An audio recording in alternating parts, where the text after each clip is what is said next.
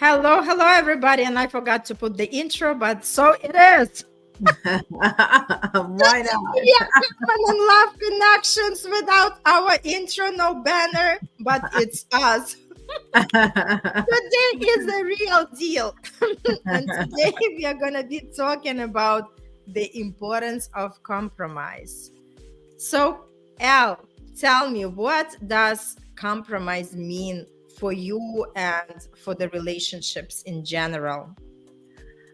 It comes down to how effectively I can communicate my needs and what I like in a relationship lovingly, so it will sit well with my partner, so we can have a conversation and actually uh, so both of us are happy at the end of the conversation, so we get a resolution.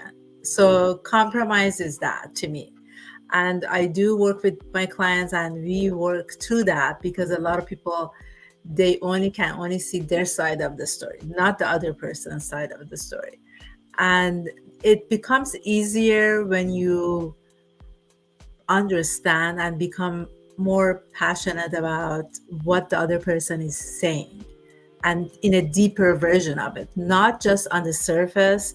Because when you look at it on the surface, or feel it, or however, or see it in the surface, then it makes you angry. You say, oh no, he or she is only talking about themselves. But when you look at it deeply, or see it deeply, or really reflect and think about it, and don't answer that question or that interaction, and ask for a few minutes to, can I get back to you in an hour and see if I want to do this or not? Or can we talk about this tomorrow? I need to really think about it. Because then the argument doesn't come up when you do it that way, because the other person gives you some time, or you can give the other person some time to reflect. And then you get to a point and say, okay, maybe if I do this and that, and I don't really go deeper into thinking, and he's saying this versus that, then I can compromise, and he can compromise, and we can get to the, a level of understanding that we're both happy. Why not? I love it. You know what? I think compromise is such a crucial and significant part in any relationship, because if people only see, like you mentioned, their side, if they always want to be right and accepted for whatever they say, this is also not good, because the other partner always going to feel that their voice is not heard, right? Because Yes. in my interpretation, it's not about one partner be a dominant figure, right? It's all about let's work it out together. And that's where the understanding, right? The understanding, the acceptance of each other, because people are different. And even when they come together in love and when they come together in the relationship, still these are two different personalities, different people, right? With different Yeah. desires and different behaviors, right? So Different it's so backgrounds. important. Yeah. Exactly. So it's so important to appreciate the difference in ourselves, right? And just have that space for each other where we want to hear what the other person has to say. And it's always good to meet each other halfway. Exactly. And sometimes it's not that easy, and a lot of times people argue. But I think the more you grow in the relationship, the more you speak right to each other. It's all about opening up, about communicating and saying, this is exactly what makes me feel better, right? So if the way I see it, if people do value each other in the relationships, they always find a way to compromise with each other. Exactly. And on the other side of it, I just suggest that don't compromise all the time, because then that becomes a pattern of you compromising in any situation that comes along, in your relationship, in the work, environment. So really think about when you say yes or no to a situation, and come with a kind of understanding that maybe if you talk to them from your heart and talk to them in a way that you are vulnerable, but you just, this is not working for me because of this and this, or it's working for me because I feel this way, then it's going to be a different story. The other person will look at it or feel it or see it differently when you really talk from your heart and communicate from your heart about that situation that you put in. Yeah, that's true. And like you mentioned, not always compromise. And again, it has to be a two-way street, Yeah. right? So Yeah. people not, that's why I said it can't be that one person dominates in the relationship and another person is always compromising. It has to be both, right? And obviously the more time people are together, there are changes, there is a growth, and obviously if you want to deepen the connections, you Mhm. still learn about each other. You see what are the triggers to make sure you're not pushing the buttons, right? But address the things in a more intelligent way. Yeah, exactly. I mean, look at people that I had clients that they're together for 20, 30 years, but one party compromises all the time. So it becomes negative on their side.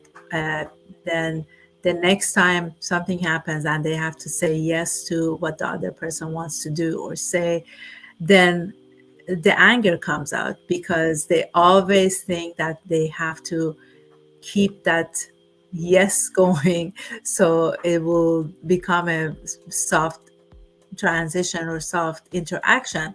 But at the end of the day, when you say yes to 20 times, then the 21st or 25th time, uh, your heart and your body is not going to accept that, even if you accept it in your mind.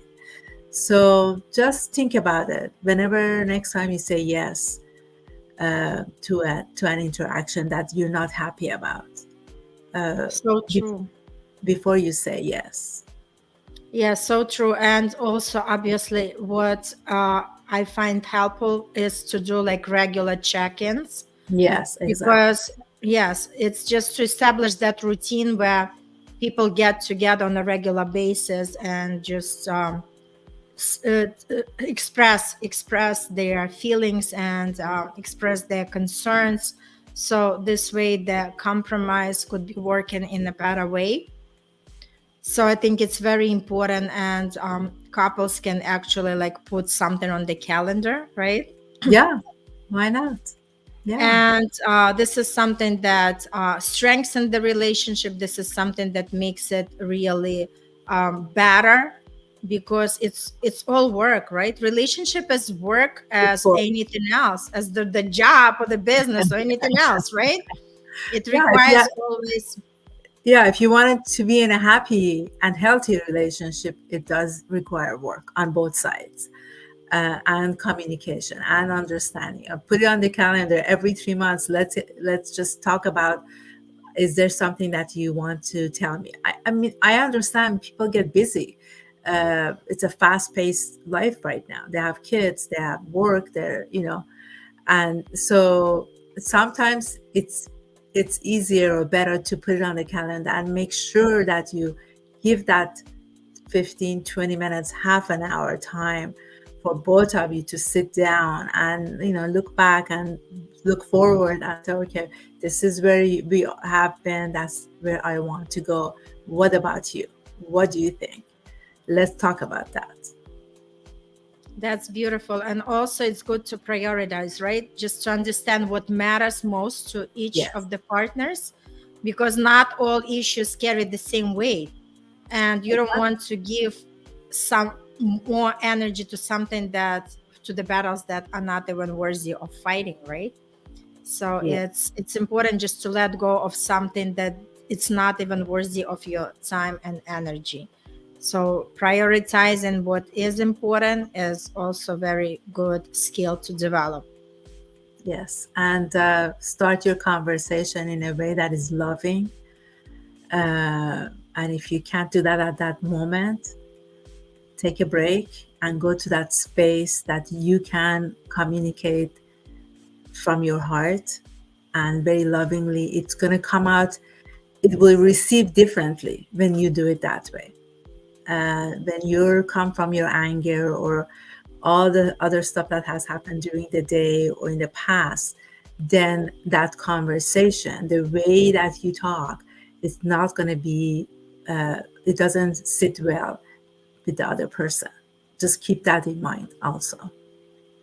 Right. And also, it's very important to appreciate the effort. When you Yes, appreciate the effort of partner to actually listen to you and go on the compromise, it's very important to recognize it and just say that I truly appreciate, and that encourages them to stay that way and always be open for compromise and going forward. beautiful. Yes, yes. So, what would be the tip that we want to give to people? How to strengthen that compromise muscle? Anything that you have in your toolbox, Al?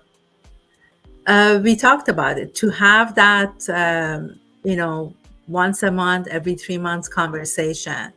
It's like when you say to couples that they have to have a date night, or you offer them to have a date night once a week or every other week to get together, go out and spend some time together. This will be something that they can add in their interaction to make sure that they're both on the same page and they're both happy with where the relationship is going and how they're connecting to each other. It's not just about uh, cooking dinner or going to work or taking care of the kids. It's the relationship that they both have.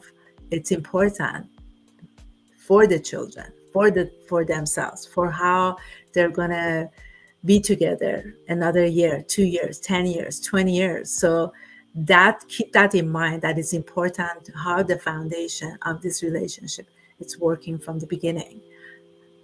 That's beautiful. And I also wanted to add to practice the patience, right?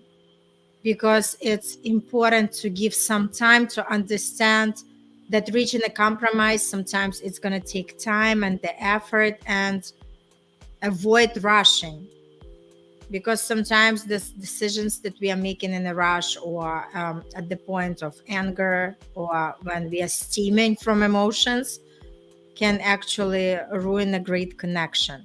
So just give yourself more patience. And as anything else in life, right? Compromising takes time to develop if you haven't practiced it. So this is something to might you consider to do, and keep improving your relationships. And compromising is actually something that can actually help you to make your relationship even better. And And strong, yes.